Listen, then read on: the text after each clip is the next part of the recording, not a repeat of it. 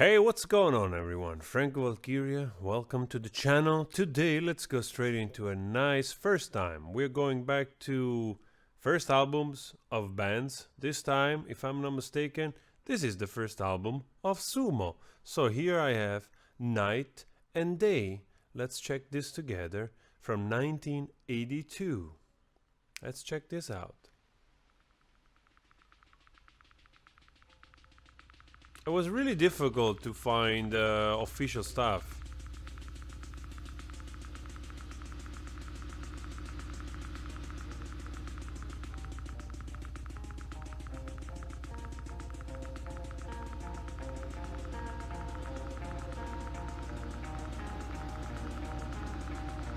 So nice, this drony thing, probably taken from a machine.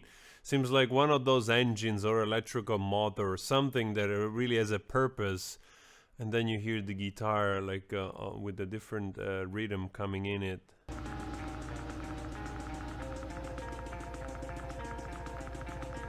Trying to match it. Dun, dun, dun, dun, dun, dun, dun, dun, dun, dun. Speeding up.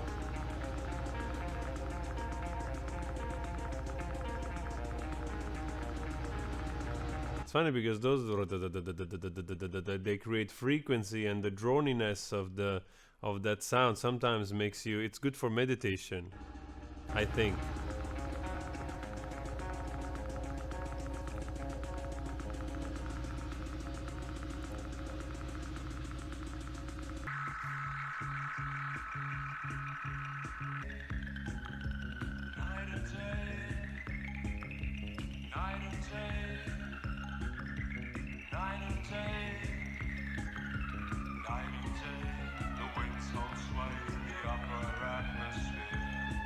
Oh, I like this bass coming in like that with this drum. I don't know if it's like a sample drum, but or just to put an effect on it. What I like the most is that it reminds me of this bluesish type of vibe, rock bluesish from The Doors, and especially because he has such a low voice coming in and has a sort of a like a radio speaker effect on the voice, you know, that it feels the voice that it's a little bit further away, like those old radio station, you know, like the sound coming from those old speakers. Down this way the children play their warmed up plastic spheres, and the cars drive by, and the traffic flies.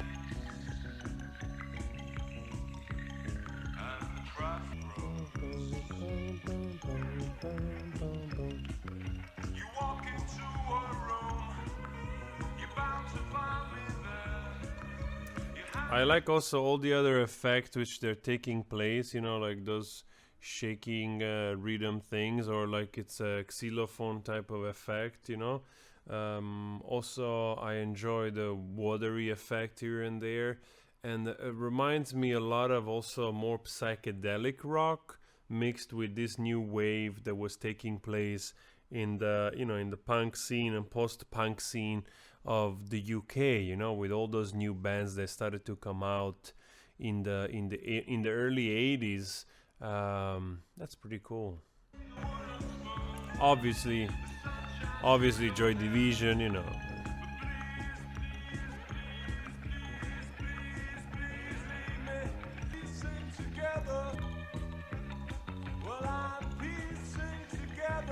I like how the bass and the drum are mostly leading, and then you have those other effects which they're enriching. There is every now and then a guitar distorted accenting this strange like watery strumming effect on a guitar with this other percussion going on.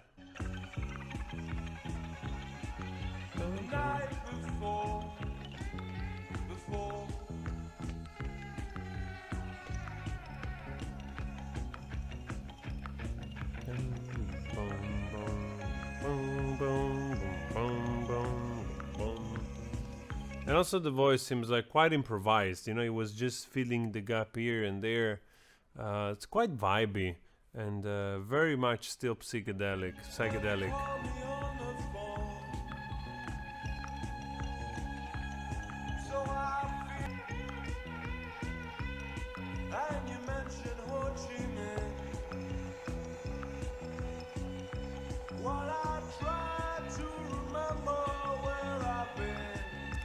I try to remember what I've been. Nice, and also like the fact that it's spoken, it's sang in English. It really puts them. If I didn't know that there was an Argentinian band, or at least partially, the singer Luca is from, well, kind of was born in Italy, but he grew up in the UK and in Scotland. He went to school and then back to the UK. So I guess he has that influence going on because those are the years where he was growing up in, I guess, in the 70s. So he was exposed to all this rock and punk and post-punk of the UK.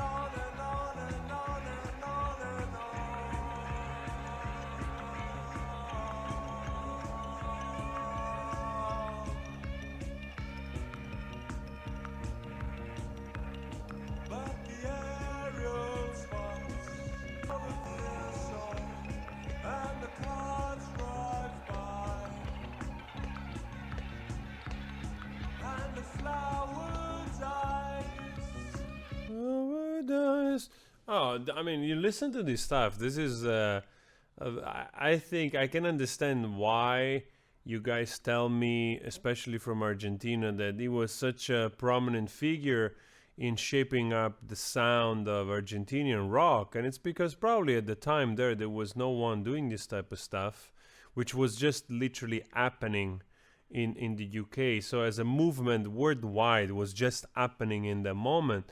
So I would say that it puts him like really as a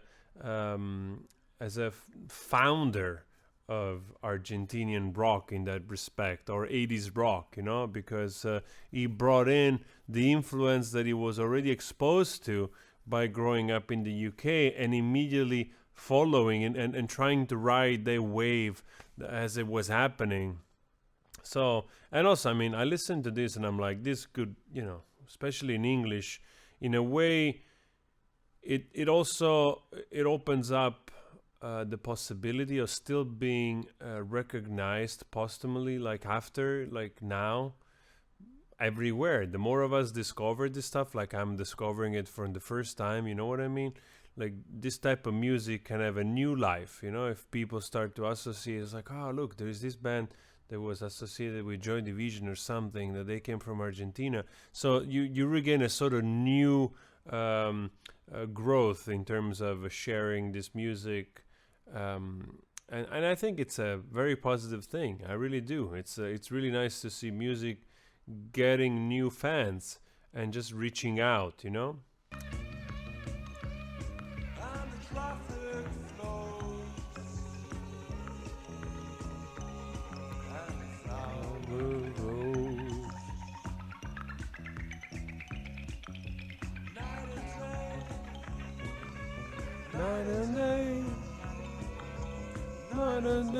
I like the lament is like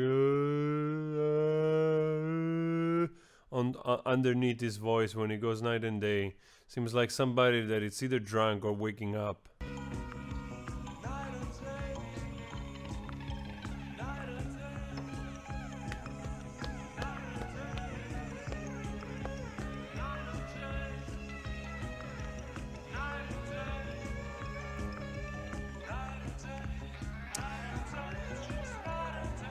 And I tell you also something else. This song is the type of song that you dance live, you know, because it has this nice rhythm with the drum and the bass, you know, and it's basically just improvising, and also the other sounds are sort of improvising. It really puts you in this state of just being on the dance floor and moving, you know, and I love that. This is the time where you could go. I was too little, of course. But this is the time in the 80s where you could go to a venue and listen to a post-punk, new wave band and dance to their music. You know, I think it's awesome. It's super great.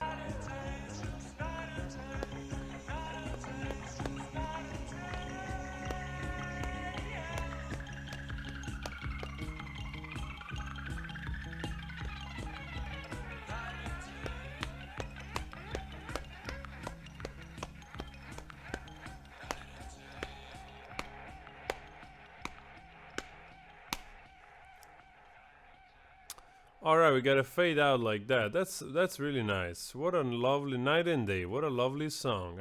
I think we discovered something here, and I really enjoyed it. I really do. So, guys, let me know if you want to see more of these early albums of Sumo or other bands, or also from somewhere else. You know, I'm open to everything. So we go through it, we give a little bit of impression and review. And yeah, if you want to help the channel grow, you can like, you can subscribe, you can watch another video. It all helps to grow. Leave a comment if you want. And always spread love. I'll see you next time. Ciao. Look at those there. Look at that. What's going on there? It's like wild grass just growing freely. Yes.